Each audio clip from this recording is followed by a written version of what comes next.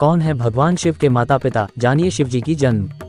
हिंदू धर्म का पावन और शिवजी का प्रिय माह सावन चल रहा है। सावन महीना शिवजी की पूजा व्रत के लिए समर्पित है। इस माह शिवालयों और शिव मंदिर में भक्तों की भीड़ लगी रहती है।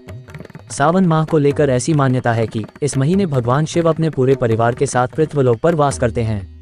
शिव परिवार में हम शिवजी की पत्नी माता पार्वती, पुत्र कार्तिकेय व गणेश और पुत्री अशोक सुंदरी को ही जानते हैं। लेकिन क्या आप जानते हैं कि देवों के देव महादेव के माता पिता कौन थे?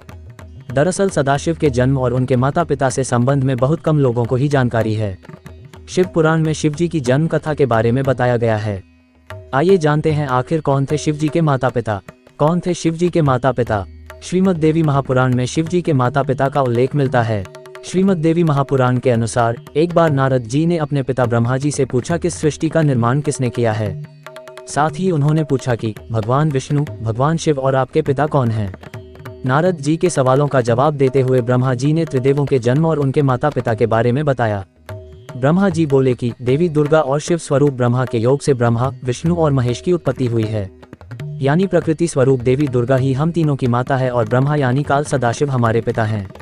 शिवजी के माता पिता के बारे में एक और उल्लेख मिलता है। इसके अनुसार एक बार किसी बात को लेकर ब्रह्मा जी और विष्णु जी का किसी बात पर झगड़ा हो जाता है। तब ब्रह्मा जी विष्णु से कहते हैं, मैं तुम्हारा पिता हूँ क्योंकि इस सृष्टि की उत्पत्ति मुझसे ही हुई है, मैं प्रजापिता हूँ।